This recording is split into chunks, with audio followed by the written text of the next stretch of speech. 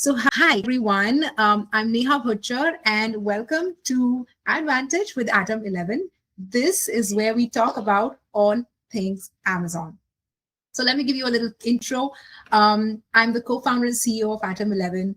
We are an award winning full funnel advertising software. We cover everything from Amazon PPC to demand side platform, that's DSP, Amazon Marketing Cloud, that's AMC. We cover Connect to Cloud, which is our MCP server. So anything under the sun that is connected to Amazon, we have it covered. And coming back to this wonderful platform, this webinar series, Advantage with Atom 11, and this specific one, this is our 8th of the 12-part webinar series that we're doing in 2026. And every single time we've tried to bring very, very contextual topics to this webinar. And I have only my speakers to thank who bring in such amazing topics. To give you an example, we have discussed genuinely never heard before optimization strategies for high variation products. Now that is as niche as it gets, and this can only come from someone who understands Amazon so well that they know the different kinds of problems that people get into, when they have high variations or they have high number of, a larger catalog, so on and so forth. Another great topic that we've done this year has been how to ensure that you're increasing your citations on Alexa shopping by doing semantic broadening of keywords. And again, a very, very niche topic, especially, and a very well-timed topic, right? Given where we are today in terms of, launching of Alexa shopping, as well as, AI results that are coming in for Amazon products. So, like I said, I only have my speakers to thank on this. And just on that note, coming to today's session, today we have a wonderful speaker and a wonderful friend of mine. We have Nitin Yadav. He's an industry veteran and head of growth at an advanced Amazon agency, Growisto. Growisto is behind some of the most viral brands at Amazon. You would have heard about Guru Nanda and California Design Den. Nitin's team has handled DSP for both enterprise brands and mid-market brands. And hence he comes with a lot of nuanced advice and strategies for both mid-market and enterprise brands when it comes to DSP. So I'm going to stop talking, without further ado, just bring in Nitin. Welcome, Nitin. Welcome to Advantage with Atom 11. And thank you so much for joining us. Hey, Neha. Thank you so much for having me here. I'm super excited for this session today. Yes, we are all super excited. I think the folks have started rolling in. So I think, like I said, without further ado, would love to just get started, dive deep into what you have for us today. And just wanted, before we get started, I wanted to introduce the format to everyone who is new in today's webinar. So we are going to get started with your introduction, then get into the presentation part of it. And then the last 15 minutes of presentation, we will keep for questions and answers. And then we also have some fun polls, during the webinar for you to, keep letting us know about real-time feedback. So yeah, that's a little bit about it. And then over to you, Nitin. Awesome. Thank you so much, Neha. Thank you so much for that introduction. Hey everyone, I'm super excited to be here, and I think the main reason for that is the topic of the day, which is how to leverage Amazon DSP for new to mid-scale brands. Now, we've always heard that Amazon DSP is for enterprise accounts, but today we'll focus on the right strategies for new to mid-scale brands. But before we do that, I think it's important to know who I am and what do I do. So I'm Nitin. I'm the head of growth at Growisto. I've been working on Amazon ads for the last 6 years. I've managed and worked with more than 100 brands. Growisto is a team of 125 that focuses on really high quality work for our brands. And this is me in New York. I love New York as a city. Right now I'm in Mumbai because I recently got married. So taking some time off to spend my time with my family. But yeah, super excited to get into it. All right, so before we start, my promise to you today. So this will be a very short 20-25 minute session, but what you'll get out of this is very interesting. You'll get You'll get to know, is your brand ready to do DSP? How do you start your DSP? What should be the strategy for your first week? How do you make sure that you do the right strategies to make sure you don't fall into the regular pitfalls that most brands fall into? And at the end of this, I would also give you my contact details, my details where I can walk you through a 30-minute call where we can do an audit or a strategy for your account that is specific for your brand. So that's my promise for this session today. Great. Before we jump into the strategy, what I did today was I created this brand, Silver Fox Grooming. This is my brainchild. I just built it up today. It's a hypothetical brand, but the idea is we'll take this into the context. This is a men's hair care brand that focuses on men with silver hair. The target buyer is between the age of 35 to 60 and is doing $1 million in revenue with, let's say, a 10% take cost. Now, the reason I'm setting this up is because this is a brand that we can keep in context. And when we talk about the strategy, we can use a standard strategy for this brand, but the strategy will be customized for your brand and has to be changed as per which stage of the journey you are in. But this will give us a good context to start with. Now, first of all, why do we want DSP? The reason is Silver Fox the growth has stagnated. We are spending more, we are increasing the spends, but the revenue is not increasing. We are trying to get more organic sales, but the organic sales is not able to catch up with the ad sales. And in general, the category is going at a certain rate. We are going along with the category, but we need to outperform the category.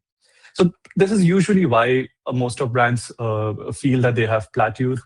And I think the biggest reason or the thing that they want to change is they want to get new customers. They want to get new to brand customers and overall reduce the take cost. So this is something that would be the fundamental to our strategy today on how do we cross this barrier, go to the next level of sales on Amazon by leveraging DSP. Two ways to break the plateau, and I think this is very standard. Think of it this way. Imagine there's a football stadium and it has a capacity of 50,000 and year on year more and more people want to watch the match. But what happens? The ticket prices just increase. And that's what is happening on Amazon. More and more brands are selling every year and the CPC costs are going really high. We are seeing that the same amount of sale requires a lot more budget. And how do we break through this? So the only two options is either we break down the stadium and create a bigger one, or we sort of take the seats from some of our neighboring people who are sitting around us and just grab those seats and own them. In terms of Amazon, what I mean to say is either we increase the category size. So whatever category we are selling in, we need to either increase the category size or we need to break our competition and take the market share from them. And this is what we'll be focusing on. I'm sure a lot of you are new to DSP. A lot of you must have already tried DSP, but some of you might be wondering what DSP is all about. So in a nutshell, DSP is a programmatic ads platform by Amazon. How it's different from sponsored ads is on sponsored ads, you are running ads on the platform on Amazon. You're focusing on the consumers who are already on Amazon and what they are searching for. But on DSP, you don't have those restrictions. You can run ads wherever you want. These are some of the examples of where Amazon DSP allows us to run ads. You don't have to focus on only the consumers who are searching for a certain product. You can target via demographics. You can target via geography, locations. You can target via any number of options. So you can target male, female. In our case, we would want to target male for our brand because let's focus on the male guys. And so yeah, that's the primary difference between sponsored ads and DSP. Another key important thing, which is super important, is how the cost works. So sponsored ads focus on a CPC model, wherein you pay for every click that your consumer or your user goes through. But on DSP, you are focusing a lot more on impressions. So you pay per 1,000 impressions, and that's called the CPM ads. In a nutshell, that's the difference between DSP and sponsored. Now, how do we actually solve the plateau? How do we fix this? We'll talk about it in a funnel manner so that it's most of us are marketers, so we understand the entire funnel. There's awareness, consideration, and conversion. But for brands of our stage, brands that are not enterprise brands, from day one, we can't spend all the budgets into awareness. And that's why it's really important that we look at the entire funnel. Now, how are we going to do about it? We will focus with conversions. There are ways we improve our conversions for our existing sponsor ads by leveraging DSP. We focus on considerations. We make sure that when the consumer is actually searching for something, he goes for our brand, not someone else's brand. And finally, we want more and more people to know about our brand. So that's what we'll focus on when I talk about awareness.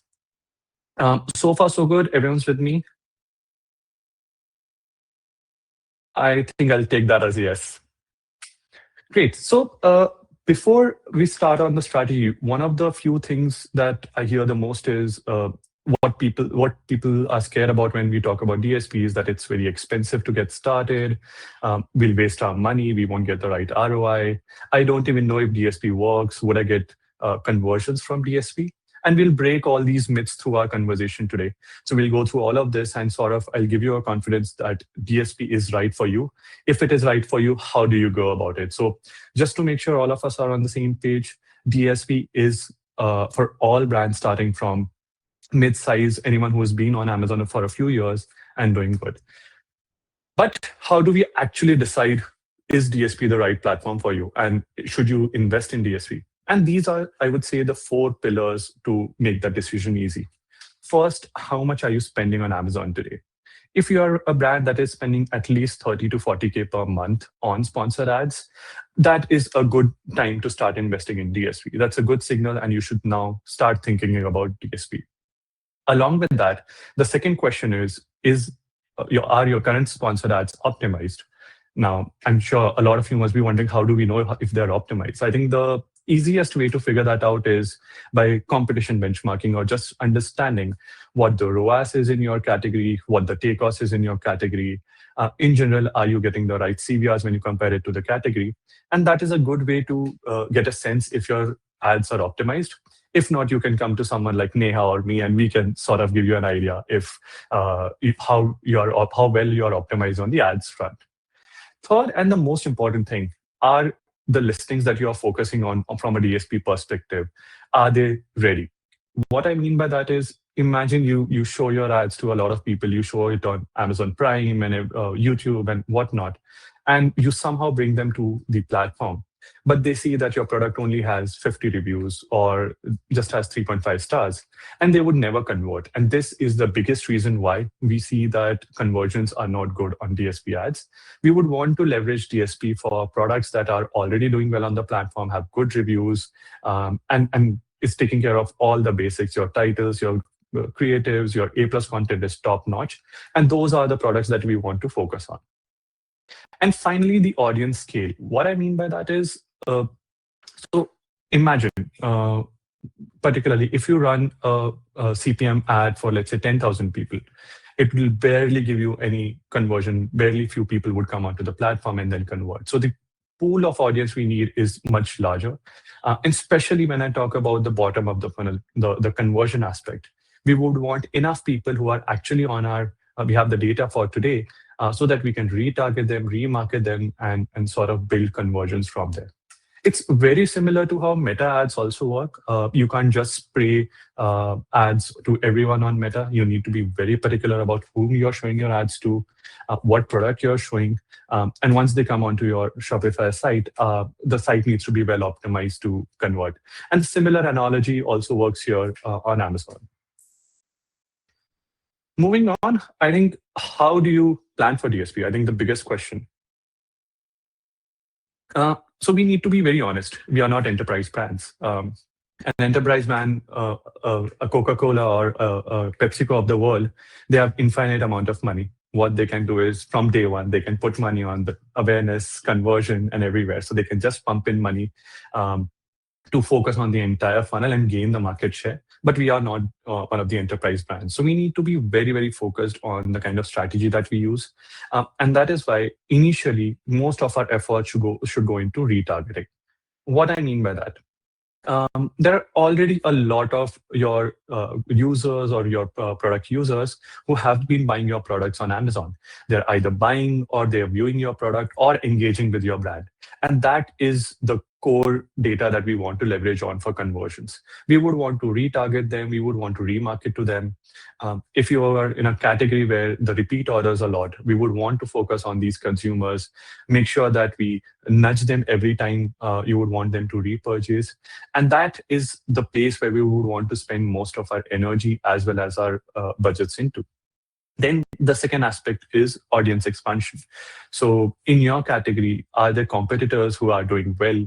Can we take some of their audiences? Can we use that and bring them onto our brand? Can we try new to brand from these people, these brands that are already doing well on Amazon? And that is the second bit of it.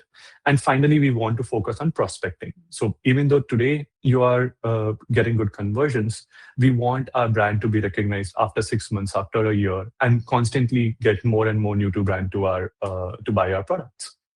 So that is why we also need to focus on prospecting. But from a strategy perspective, most of our budgets initially should go into retargeting, then audience expansion, and then to prospecting. So what does your month one look like? The month one, and this I would say is the holy triumph of DSP ads. Depending on what stage you are, this is how your budget allocation would change. So in month one, for a brand that is starting DSP, what we would want to focus on is awareness. We would want to allocate 45% of our budget into awareness, which is top of the funnel.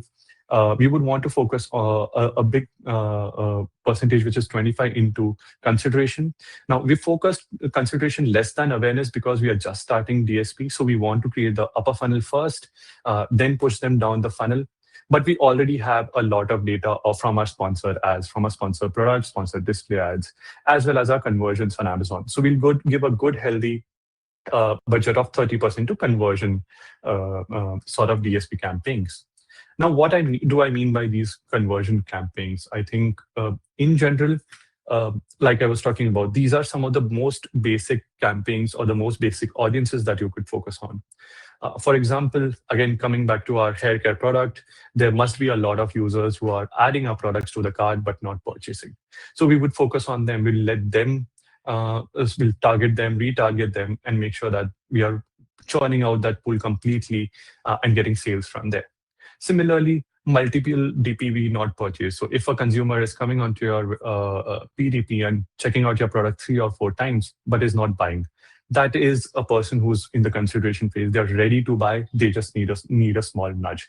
And that is what we'll focus on. We'll give them a small push through DSP to actually make them convert. Past purchasers, again, an amazing, amazing tool. So we'll use AMC to connect with our DSP and create a data pool of consumers who have bought our product in the past 30 days, 45 days, even a year, and then run specific DSP campaigns for them. This is also very good. This is something that can also be used very, very well when you are launching a new product. So, for example, my client Gurunanda, they were launching a new product and they had thousands of users who are buying their products every single day. Now, they didn't want to just show their new product to everyone and waste budgets. They wanted to test out this product on the consumers who are loyal to them. So what we did over there was we created an AMC audience which said anyone who has purchased Gurunanda products more than 2 times in the last 3 months, that is an audience that we want to try running a new campaign on. And over there, even with that audience and a new product, we saw a ROAS of as good as 4, which is amazing in terms of a new product launch. So these are some of the strategies that we can use in the month 1 to get conversion, so that even though we are starting out a new DSP, starting out a new platform like DSP, we do not waste our budgets. We do not go through the route of completely creating awareness, but focus on conversion and consideration for the first month, get the ROAS, get the conversions, and then focus on creating the audience further. So that is how I would go about the month 1 for Silver Fox, which is an amazing, amazing brand. Finally, so I think month 1 is sorted, but how do we go about month 2 and month 3? And as you see, the conversion campaigns will start giving you good results in month 1. But once you've used up that audience, you can't churn them a lot in the upcoming months. So we'll slowly reduce the budget from month 1 from 60% in the conversion campaigns to 45% in months 2 and 3, and then to 30%. And 30% is what we'll stick to for a long time. When every time we run DSP campaigns, the funnel is increasing, people are buying our products, so we want to keep nurturing, we want engaging them and converting them. This type of thing, which is the conversion campaign, actually drive our money, and this is why we cannot stop spending over here. Similarly, the consideration funnel, the middle funnel, what we call it as the middle funnel, we start with 20% budgets initially, but we want to slowly ramp it up to 25. But again, we cannot run a lot of consideration campaigns if the top of the funnel is not present. So month 2 and month 3, we focus on creating that awareness. We spend a lot more on awareness, creating new to brand, making people aware of our brand, and then bringing them down to the funnel. And that is how I would go through the month 1, month 2 and 3, and month 4. This, I would say, is I won't say this is a set process. Everyone should just use these budgets and just go about it. I think you should also look at how many users, what kind of audiences you already have, and then play around with this number. But yeah, I think this works out well for all the brands that are just starting out on DSP. Great. I think so far so good. Most of you must have gotten an idea of how do you start DSP, how do you plan out the first few months. And I think that's good. Oh, I'm getting some thumbs up, so that's good. Now, I think the most important question, how do you measure if you're doing well? How do you get the feedback loop? And how do you sort of make sure that you don't go through the pitfalls that most brands go through? And that is where I think this is important. So Amazon has 2 amazing features which help us push the new to brand. Like we said, the entire idea of DSP is to get more customers, but purely those customers who are new to our brand. We don't just want to retarget customers who are already buying our products or already engaging with us, but we want to focus on consumers who are completely new to the brand. And that's why these 2 features are a must for any DSP campaign. The first one is the smart exclusions. What essentially we are doing is we are excluding or negating a certain type of audience that might not be relevant to us. It can be, for example, again going back to our the brand Silver Fox. If Silver Fox only focuses on male or the men's side of male users are the most, we would want to exclude the females. We would want to exclude someone who's at between the age group of, let's say, 18 to 35. Even though I think I would like to use their products, but I think as a general thumb of rule, we can exclude someone who's below 35 because the products are focusing on graying hair. Similarly, one of the most important exclusions is someone who's bought your products in the last 30 days or 90 days or even 365 days. That is a good way to ensure that you're only focusing on new to brand and pushing the awareness campaigns for new consumers. Once we have that sorted, I think the second feature, which is super important again, is frequency caps. And I would say it's like you go to buy a new car, you love the car that you found, and the sales guy says, this is right for you, and you're excited to buy. The only thing you need is to go back home, talk to your wife, and get this going. And that's what you tell the sales guy. I'll go back home and I'll give you a confirmation by tomorrow. But within that day, the sales guy gives you 4 calls or 5 calls or 6 calls. I'm pretty sure you'll be so annoyed by the sales guy that you won't even go ahead, even though you love the car a lot. And that's what frequency cap does, right? You are limiting how many times your campaign is being shown to someone. You can create custom limitations or frequencies, like I only want to show my consumers ads twice per week, or only for the first month, and then give them a 2-month break and then retarget them after 3 months. Or I don't want to show to someone more than once a day. This ensures that people don't get frustrated or irritated by the brand, but keeps them excited about the brand, and the curiosity remains. So these are the 2 features I would say are super important when starting with DSP. They ensure that you, while building that awareness, you're focusing only on new to brand and are not losing out or wasting money on consumers who are not right for you. Right. I think we are almost at the end of the deck. And the most important thing, how do you actually measure the impact? Of course, you can measure how many sales you are getting or how the revenue is increasing, but that is only a small part of the single piece of the puzzle. What you actually need to do, or what you actually need to measure, is how effective are your DSP campaigns? If your DSP awareness campaign is working well, that means more and more people are liking your product or liking ads, viewing them, and searching for brand. Be it at branded search increase on Amazon, if you see your branded search increase on Google, these are good signs to say that, okay, your DSP is, the awareness campaigns are working well. Similarly, when you are focusing on your bottom of the funnel, you will see that your repeat purchase is increasing. You'll see that people are buying your products more frequently and in a much better way. Another way to measure this is something that we focus on and something that AMC provides us with, which is called path to purchase. What is the standard path that most of your consumers are taking to buy your product?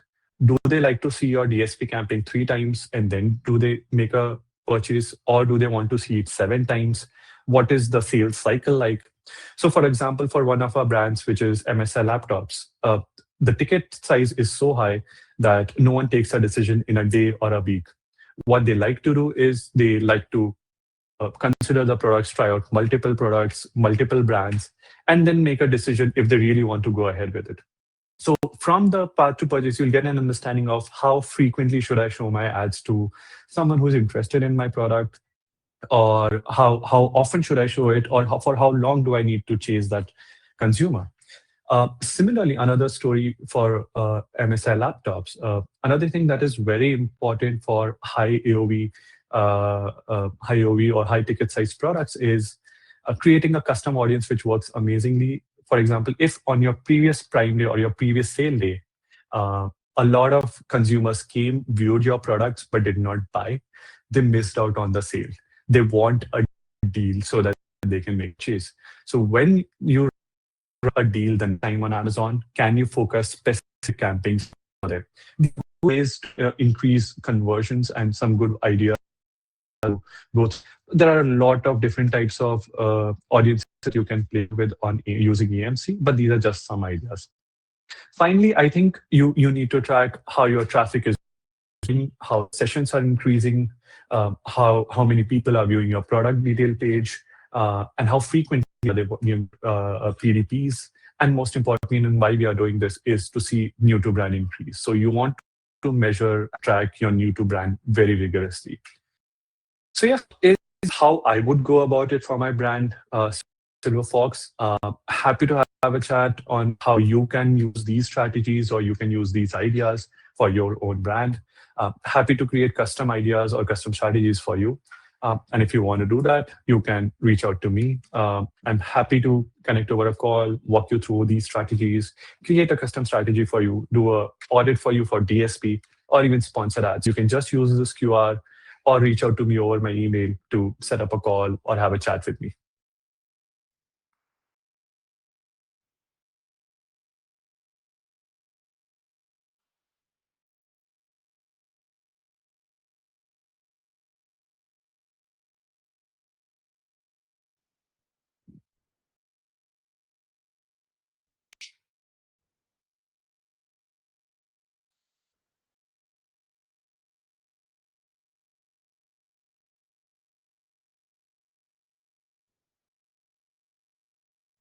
Neha, I can't hear you. I don't know if it's just me or if it's...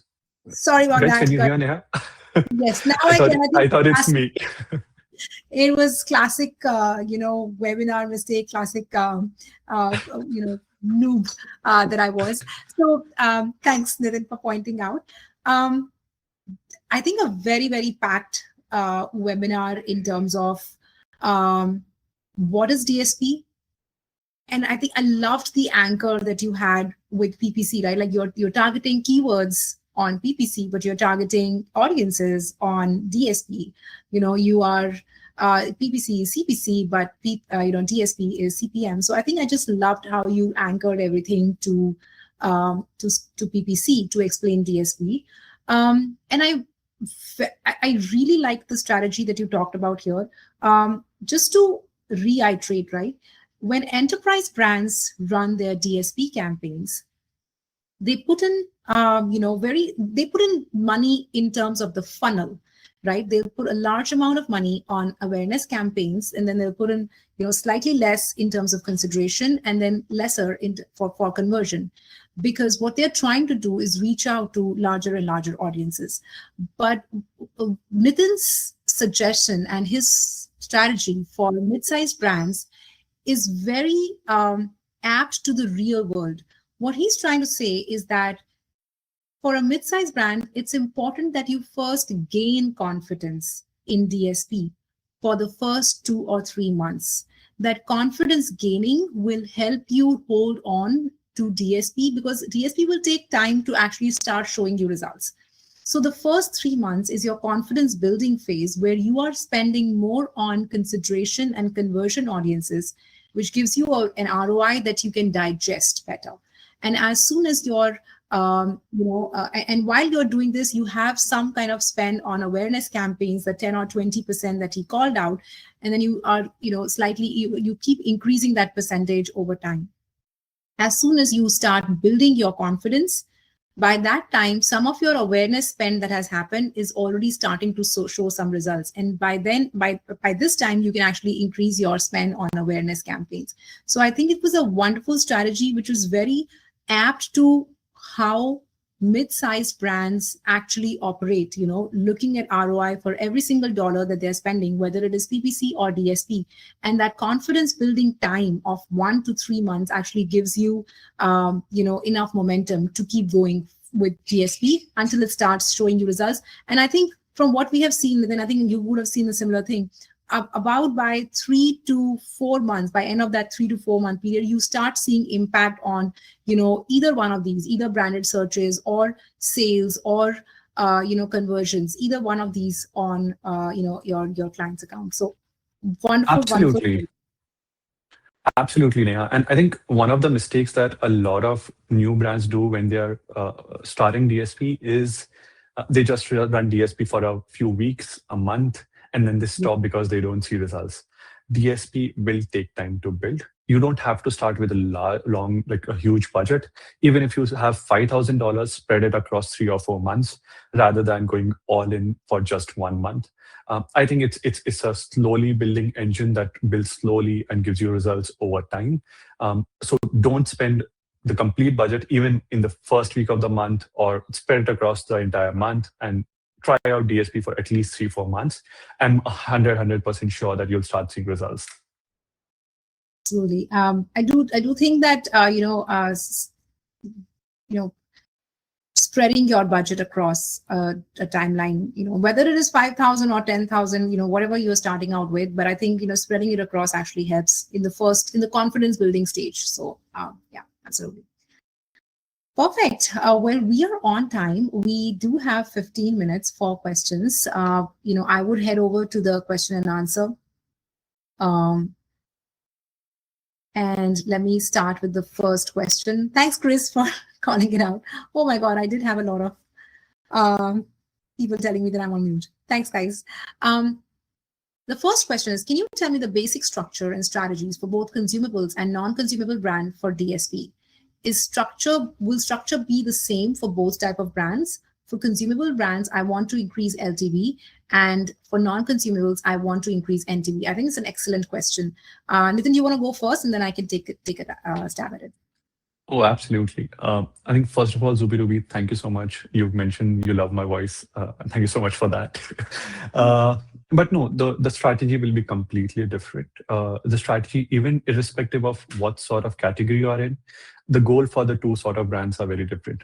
One is where you want to increase LTV, and the other is where you want to increase the new to brand. One thing that I've seen work really, really well, again, I'll go back to my example of Gurunanda. Gurunanda as a brand sees consumers buying their products every 45 days. So what we do over there is we create custom audiences for where we target those consumers who had bought our product between 30 to 60 days, and we run consideration or conversion campaigns again for them. This is like a small nudge for consumers to buy your product again. And that is how you sort of increase the LTV in a consumable category. But the new to brand is a complete different story. For new to brand, you want to completely forget about your existing consumers and sort of negate them from your strategy. You want to build new audience awareness campaigns. And the best way to do that is identify who is your right audience. For example, let's say your products do very well in Florida, but they don't do amazingly or that good in New York because South and North, right? The weather is different. You want to focus your DSP campaigns just in that region. You want to negate your existing consumers, and then you want to focus on the right sort of people. DSP gives you the leverage to focus and create the campaigns very specific to your audiences, and that's the best part about DSP. And that's how you'll build on a new to brand. I think I would agree. So from very similar answer from my end, I think the whole game here, Zubi Dubi, is how you are dividing the budget between awareness, consideration, and conversion. So basis your KPI, you will reallocate budgets. If LTV is your end KPI, then spend more on consideration and conversion. And if if new to brand is your KPI, then you will spend more on awareness. And so I think just like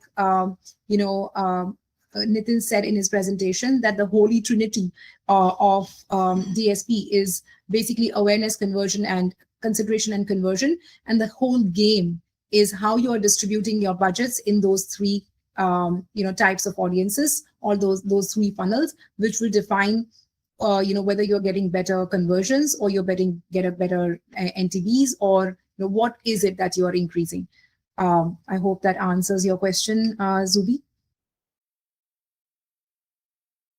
Okay, I'll go to the next question. I'm Vijay. I have a question regarding budget allocation. Are there any benchmark ROAS metrics for different Amazon DSP metric audiences to use as a guideline? How do I allocate my budget across awareness, consideration, and remarketing?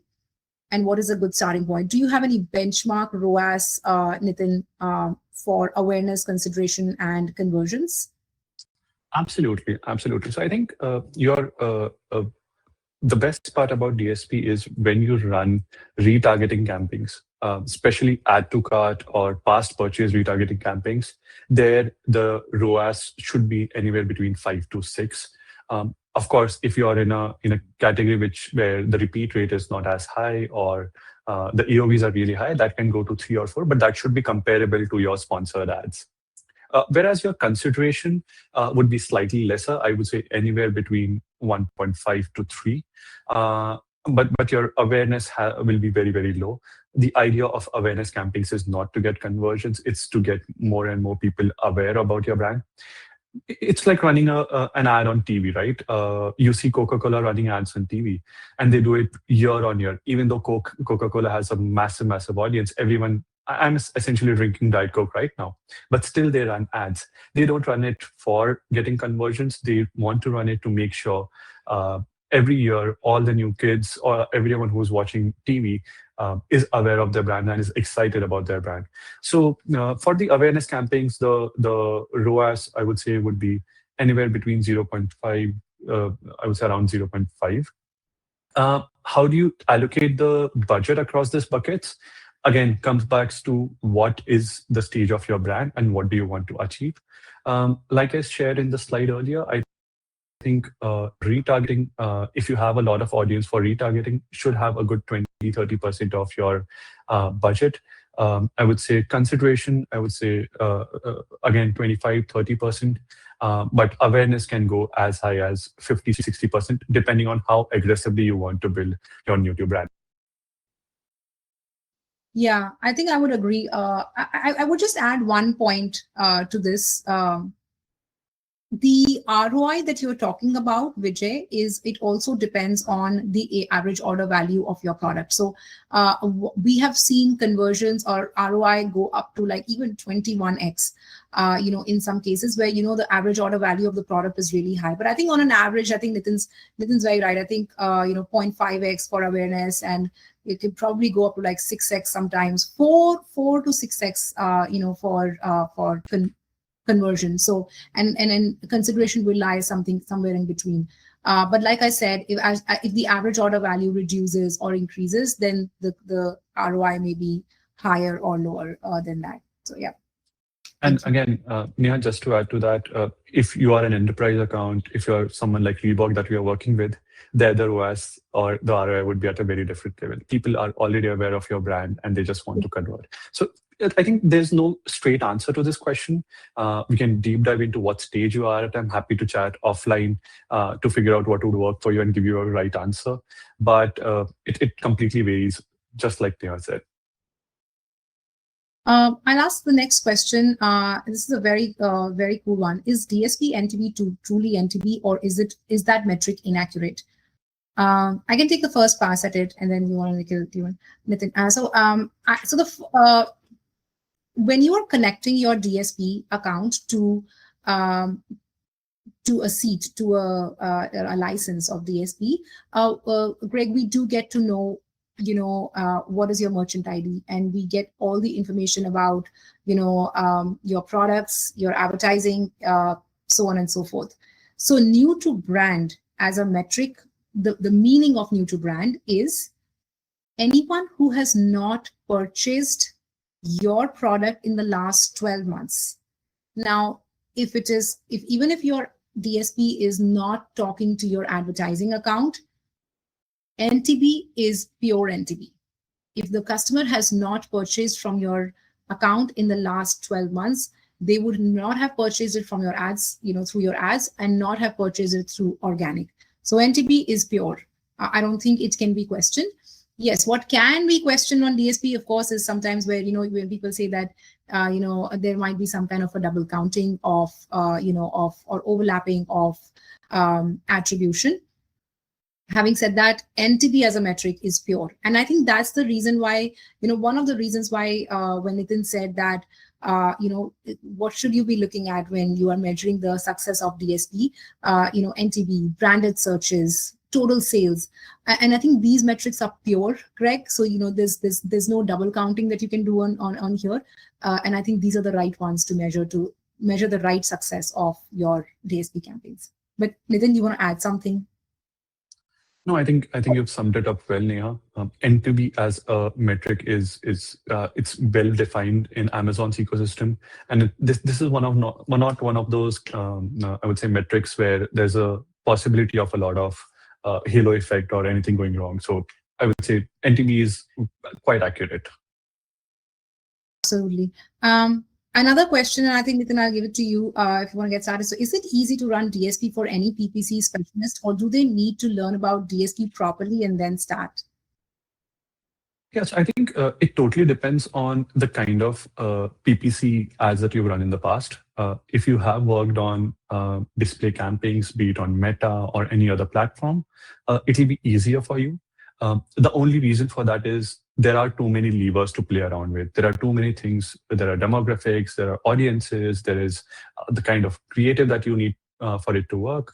So it's if you have run any sort of display campaigns in the past, and if you have experience, even if not on Amazon, if you have experience of, let's say, Meta ads, it is slightly easier for you. But it's always a good practice to brush up your skills and then start experimenting, just so that we don't waste a lot of money. I agree. I think DSP is I'm not going to say it's very complicated, but it is an advanced tool. And before any advanced tool, just knowing how to use, what are the controls that you have in mind, that you have on the tool, what can you control, what can you not control, or just knowing what can go wrong.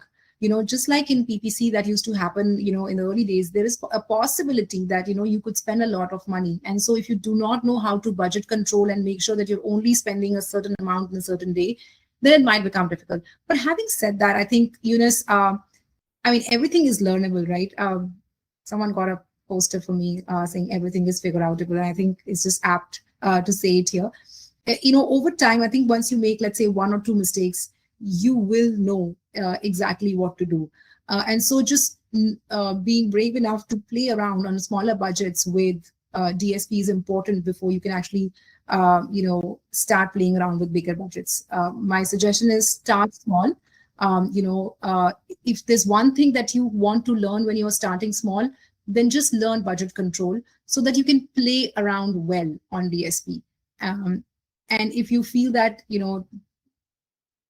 I'm not there yet, I mean, Nitin's there. Nitin's put up his contact details, or you can connect with anyone at Atom 11, and we would love to help out. Yeah, and just to add to what you said, Neha, I think Atom 11 as a tool makes it much easier for you to try out DSP and all these campaigns because Amazon console is complicated because there are so many levers. Plus, like Neha was talking about earlier, there is a Claude MCP integration. You can set that up and get a good understanding of what would work well for you. Like Neha said, everything is learnable, and Claude, I think, makes it much easier for all of us today to learn. Absolutely.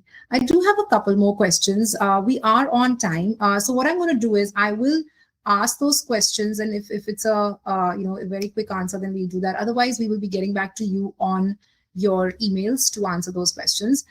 His question is, what about 3P DSP and Amazon DSP? We've experimented both, and 3P had better dashboard metrics, but we did not see any incremental jump in my revenue. I don't have any context, Shiva. Like, if you can tell us how long you ran DSP, or how did you run DSP? What kind of products? What is the product retail readiness? I think if I have some more, I think, or Nitin, if we have some more context, we can definitely get back to you on that answer. So, do you want to just email us this question with more context, and we would love to answer this. Or Nitin, do you want to take at it? Yeah, I think. It's I think irrespective of how you're running DSP via Amazon or on your own, the results matter. Like, they depend on the kind of campaigns you're running and the strategy that you're using. So again, like Neha said, the context is less, so we can't deep dive into the strategy. But I'm happy to chat offline and figure out a way to sort of help you out.